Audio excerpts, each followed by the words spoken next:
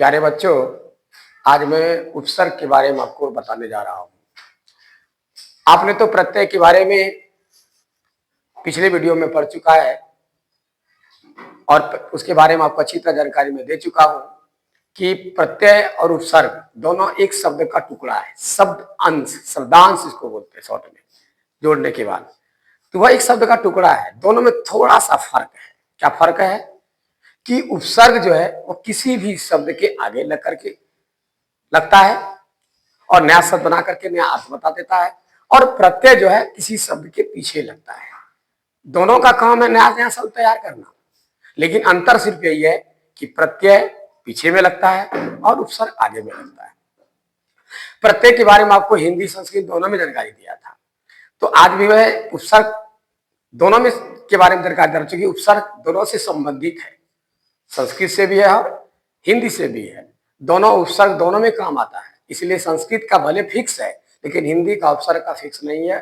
उपसर्ग नया नया लोग तैयार करके विद्वानों ने बनाया है और रोज तैयार होते हैं, इसलिए उपसर्ग को जोड़ करके आप भी नया शब्द बना सकते हैं। जिसको आपने किसी शब्द से आगे जोड़ करके और एक नया शब्द बना दिया, वह उसके लिए उपसर्ग ही कहलाता है। उस शब्द के लिए उपसर्ग हो गया।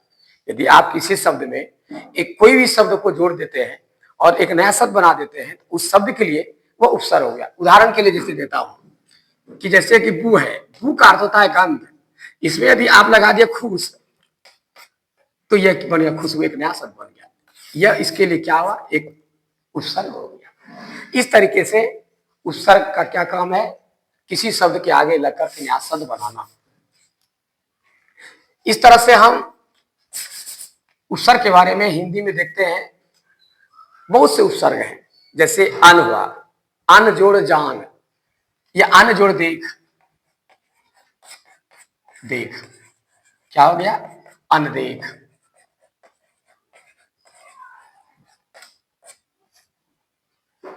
तो आपने देखा कि आगे लगा, आगे लगने के बाद एक नया शब्द का निर्माण हो गया। इस तरह से परिभाषा में क्या परिभाषित करेंगे हम इसको, हम जब परिभाषा पूछा जाए तो ऐसे शब्दांश जो किसी शब्द के आगे लगकर एक नए शब्द का निर्माण कर नया अर्थ बतलाता है, वो उपसर्ग कहलाता है। आपके सामने यह दिखाई दे रहा है कि इस मूल शब्द में ये आगे लगा हुआ है, जिसके चलते ये क्या बन गया, नया शब्द अनदेख, अर्थात बिना देखा हुआ, जिसको आप देख नहीं सकते। उपसर्ग का कुछ न कुछ अपना निजी अर्थ होता है, जो कि किसी के साथ जोड़ देने के बाद वो एक विशेष अर्थ को प्रदान कर देता है। तो इस तरह से हम देखते हैं, और भी उपसर्ग आप लगा करके देख सकते हैं। अपरिचित,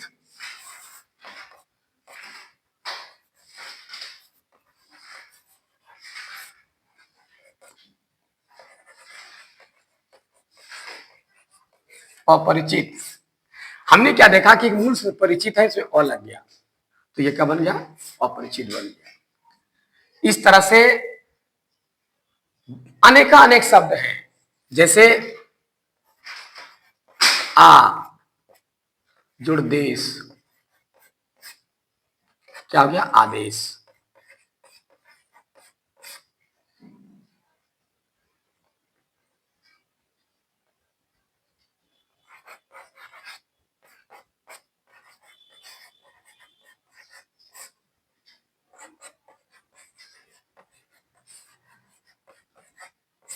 सुजोड़ विचार बराबर सुविचार।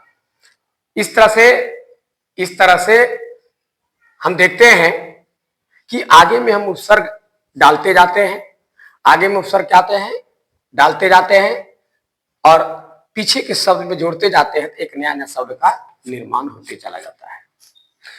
इसमें देश है, आ लगने से आदेश हुआ। इसमें सु है, विचार में सु लगने सुविचार, सुंदर विचार। आदेश मतलब किसी को आज्ञा देना, सलाह देना, ठीक है।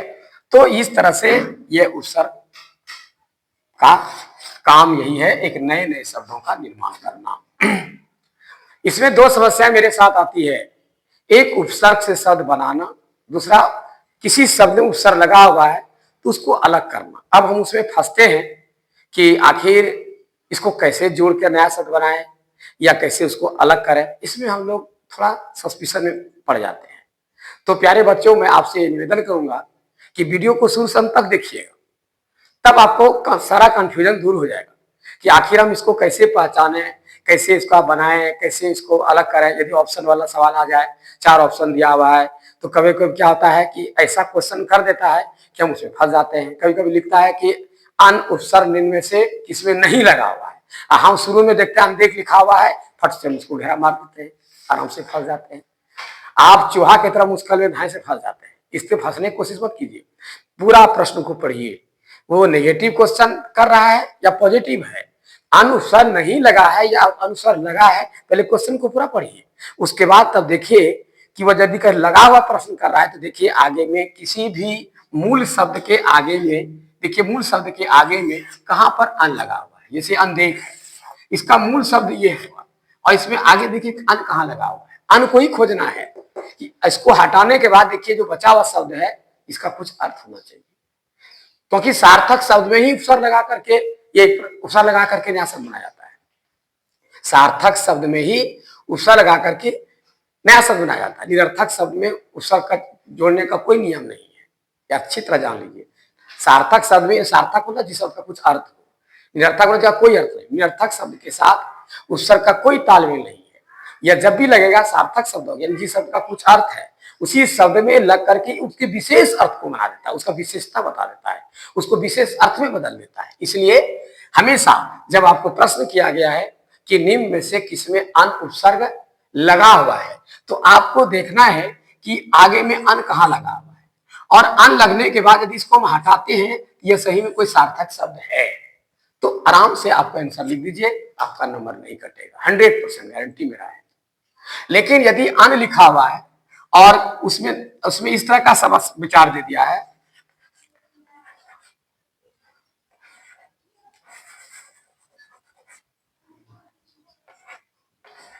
अनंग लिखा है, आपने देख लिया कि यहां अंत लगा हुआ है, लेकिन बचा क्या ये, कोई सार्थक शब्द है ही। इस तरह से बहुत ऐसे शब्द हैं जो कि हमको फंसाता है। जैसे प्रो से है, प्रो उपसर्ग किसमें लगा हुआ है, आपने देखा प्रण लिखा हुआ है, आपने प्रो देखा फट से मार दिया, घेरा ऐसे डाल दिया। लेकिन याद रखिए प्रो हटाने के बाद ये शब्द क्या है, कुछ नहीं, तो वर्ण है, इसका कोई अर्थ नहीं है। यदि इस नौ का भी कुछ अर्थ है, सार्थक शब्द है, तो ये सही है। इसलिए याद रखिएगा कि उपसर्ग के पीछे हमेशा यह ध्यान देना है कि जो बचा हुआ शब्द है वो सार्थक शब्द होना चाहिए।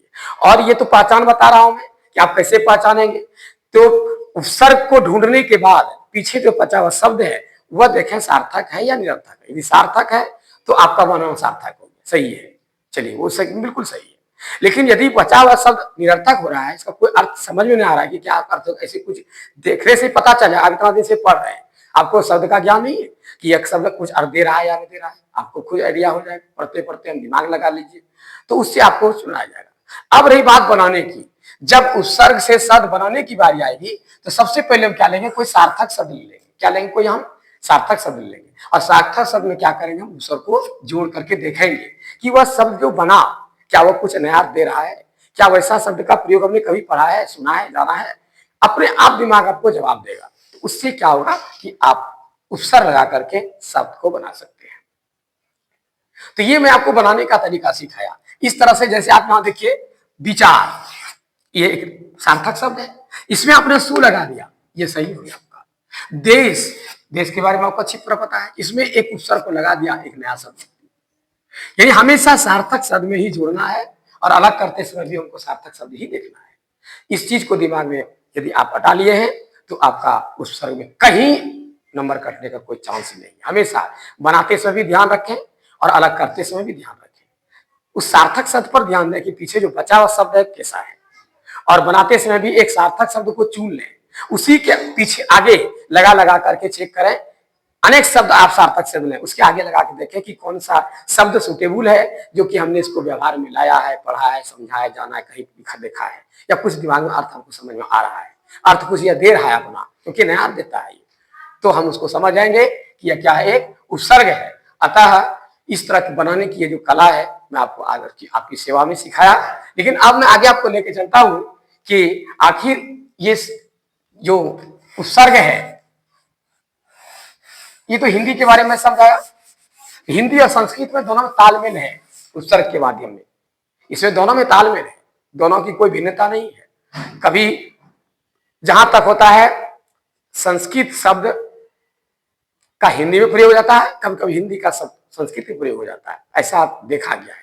लेकिन हिंदी का संस्कृत में बहुत कम मात्रा में प्रयोग होता है और संस्कृत का हिंदी में बहुत ज्यादा मात्रा में प्रयोग होता है, लगभग प्रयोग हो ही जाता है कहीं ना कहीं। क्योंकि हिंदी शब्द को हम तद्भव शब्द कहते हैं और संस्कृत शब्द को हम तत्सम शब्द कहते हैं। तत्सम शब्द भाषा का मूल शब्द है, स्टार्टिंग पीरियड में यही हुआ है, संस्कृत से ही हुआ है। इसी से तत्सम को ही हम बदल कर हिंदी में लाए हैं जो तद्भव रूप बना है। इसलिए संस्कृत में जो है प्रयोग हिंदी का कम हुआ है, बहुत कम नहीं के बराबर। ऐसा इसलिए कभी कभी देखा जाता है कि हिंदी संस्कृत बहुत ऐसे शब्द है जिसका दोनों एक ही होता है, हिंदी में भी वही बोलते हैं, संस्कृत में भी वही बोलते हैं, उसका कोई भिन्न अर्थ नहीं है, भिन्न माने उसका शब्दार्थ नहीं है या शब्द अलग से नहीं बनाया गया है। लेकिन कुछ ऐसे शब्द हैं जो कि हिंदी और संस्कृत में भिन्न भिन्न है। तो ये आपको ज्यादातर संस्कृत में मिलेगा कि हिंदी का प्रयोग कम है लेकिन संस्कृत अपना प्रयोग भरपूर किया है। लेकिन हिंदी में संस्कृत का भी प्रयोग भरपूर होता है और हिंदी का तो अपना प्रयोग करता ही है। तो आइए हम आपको ले चलते हैं कि इसका बंधन कहां पर है। इसका बंधन सिर्फ संस्कृत में है। संस्कृत के 22 उपसर्ग होते हैं। संस्कृत के कितने उपसर्ग हैं? 22। जबकि मैंने पहले पढ़ाया कि हिंदी में इसकी कोई गिनती नहीं है। हिंदी में उपसर्ग की कोई गिनती नहीं है। संस्कृत में 22 उपसर्ग हैं, याद रखिएगा। हिंदी में कितने, संस्कृत में कितने हैं? 22 हैं। अब ये 22 उपसर्ग को हम कैसे जानेंगे, कैसे याद करेंगे? तो आइए हम अपनी एक कला आपको दे रहे हैं आपके सामने, जिस कला से इसको आप याद भी कर सकते हैं। तो देखिए लिखा हुआ है फ्र, फरा, अप, सम, अनु, वी, प्रति, अव, निर, दूर, अभी, आ, नी, अधि, परि, उप, सु, दुस, निस, अपि, उत, अति। उत का दूसरा नाम उद भी होता है। अब ये 22 उपसर्ग है। 22 उपसर्ग को याद करने में कठिनाइयों का सामना करना पड़ता है। गिनती कर लीजिए, कहीं गलत तो नहीं है। गिनती 1 2 3 4 5 6 7 8 9 10 11 12 13 14 15 16 17 18 19 20 21 22 22 उपसर्ग है। अब इसको याद करने में थोड़ी परेशानी बच्चों को होती है कि छोटा छोटा शब्दांश है, शब्द का टुकड़ा है, कैसे याद करें। तो ये मैं याद करने का एक गीतीय विधि, गीत के माध्यम से इसको मैं सिखाने का प्रयास किया हुआ हूं। आप लोग भी इसको सुने, समझें और आप भी अपना घर में इसका अभ्यास करें। खेलते, घर में कोई काम कर रहे हैं, टहल रहे हैं, जो भी कर रहे हैं, आप बैठे बैठे गुनगुना भी रहे हैं तो भी चलेगा, कोई दिक्कत नहीं है। मनोरंजन के रूप में भी इसको आप ले सकते हैं। तो आइए हम इसको बता रहे हैं। प्र, परा, अप, सम, अनु, वी, प्रति, अव, निर, दूर, अभि, आ, नी, अधि, परि, उप, सु, दुस, निस, अपि, उत, अति। बेटी जे तोरा कौन घर भी है लियो, नहीं घर और मकान। प्र, परा, अप, सम, अनु, वी, प्रति, अव, निर, दूर, अभि, आ, नी, अधि, परि, उप, सु, दुस, निस, अपि, उत, अति। प्यारे बच्चों, आप इसी तरह इसको याद करें, दोहराएं और एक एक करके सबका आप क्या करें, शब्द बनाएं। देखिए कैसे बनाएंगे। जैसे प्र है, इस प्र को हम यदि दीप के साथ जोड़ते हैं तो क्या आता है? प्रदीप बन गया। एक साथ बनाइए। उसी तरह प्रो, परा, प्रो के बाद परा है। अब इसके पीछे कोई सार्थक शब्द जोड़िए, पराजय। देखिए जय का मतलब क्या है? किसी का जयकार होना, जीतना, पराजय होगी। उसी तरह से क्या है? आप है। आपके पीछे आप क्या लगाए? मान। मान में इज्जत होता है, प्रतिष्ठा, मान, ठीक है, सम्मान दे सकते हैं। उसका संबंध देखिए, यह हलंत का मतलब आधाक्षर है, तो हम इसको सम्मान, आदर।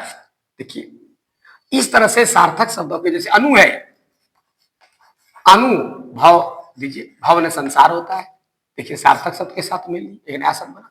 वी से क्या हुआ? ज्ञान में होता है बुद्धि, विज्ञान, विशेष ज्ञान होगा। इस तरह से प्रति से क्या होगा?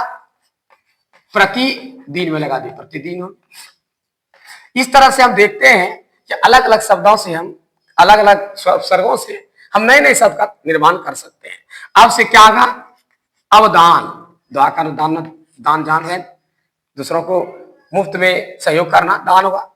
उसके बाद क्या है? नीर, र रेप बदल जाता है तो क्या होगा? निर्धन। अब देखिए र आधा जो है रेप बदल जाता है तो नीर उसके साथ जोड़ेगा, धन के साथ जोड़ा गया, इसलिए क्या नाम हुआ इसका? निर्धन। इसे नीर अलग कर देंगे तो धन में धन हुआ।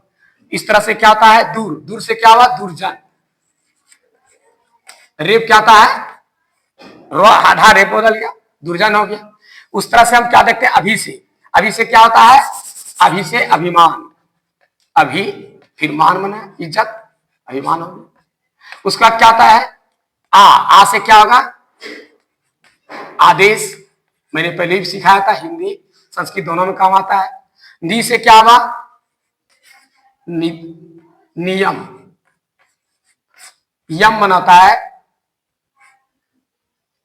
यम बनाता है अपना पहर, ठीक है, नियम बना पहर, यम या यम दोनों पहर का अर्थ होता है नियम, एक विशेष प्रकार का तरीका, ठीक है। तो एक नया शब्द बना दिया, यम ने यमराज भी होता है। उसके बाद देखिए क्या है? अधि, अधि से क्या होगा? अब देखिए अधि से क्या बनेगा? अधिकार। अधि से क्या बना लेंगे हम? अधि, अधि से क्या बनेगा? अधि से क्या होगा? अधि में हम कार जोड़ते हैं, कार क्री शब्द से बना है, क्री से कार, कार में करना, अधिकार, ठीक है। अधिनियम, नियम भी लिख सकते हैं। अधिकृत, उसके बाद क्या आता है? अधि, परि, परि से क्या होगा? परिजन, जन्म न लोग हुआ। उसके बाद क्या है? उप, उप से क्या हुआ? उपकार, उपदेश, देखिए एक सार्थक शब्द का मेल है। फिर क्या है? सु है, सु से आप सुविचार, मैंने पहले भी लिखा था, ये देखिए विचार न होता है अपना अच्छा विचार, यानी विचार में मतलब अपना भाव, सुंदर विचार, सुंदर भाव। फिर है आपका सु का दूस है, दूस से क्या आता है? दुश्मन, ये दंश तालसम बदल जाता है, ठीक है, या दुस्साहस भी लिख सकते हैं, दुस्साहस, ये साहस के साथ लगा दुस। इस तरह से देखिए सार्थक शब्द के साथ जोड़ रहा हूं। फिर क्या है? निस, क्या का? निष्क्रमण, निष्प्राण, ठीक है, निस्सार,